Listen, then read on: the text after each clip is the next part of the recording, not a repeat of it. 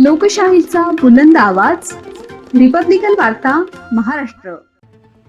प्रतिबंध करून सुद्धा पुन्हा भांडण करणाऱ्याला हर्सुल कारागृहात पाठवले. कोणीही कायदा हातात घेऊ नये, गैरकृत्य करणाऱ्याची गय केली जाणार नाही. सहाय्यक पोलीस निरीक्षक.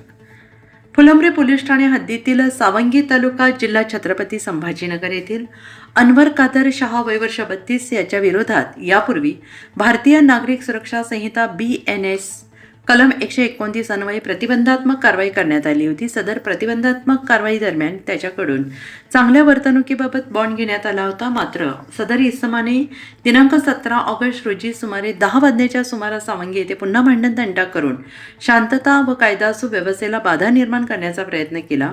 तसेच त्याच्यावर करण्यात आलेल्या प्रतिबंधात्मक कारवाईतील बॉन्डच्या अटींचा भंग केला. याची गंभीर दखल घेत फुलंब्री पोलीस ठाण्याचे सहाय्यक पोलीस निरीक्षक प्रताप नवघरे यांच्या मार्गदर्शनाखाली पोलीस उपनिरीक्षक सुग्रीव चाटे यांनी सदर इसमाविरोधात BNSS कलम 141 अन्वये पुढील प्रतिबंधात्मक कारवाई केली.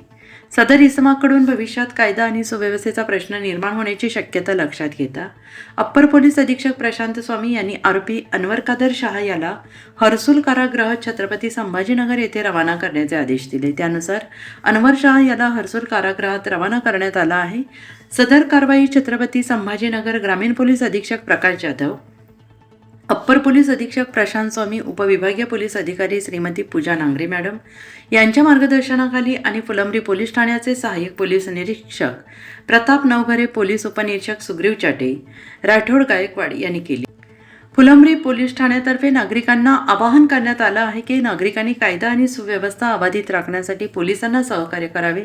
प्रतिबंधात्मक कारवाई करण्यात आलेल्या व्यक्तींनी अटी आणि शर्तींचे काटेकोरपणे पालन करावे.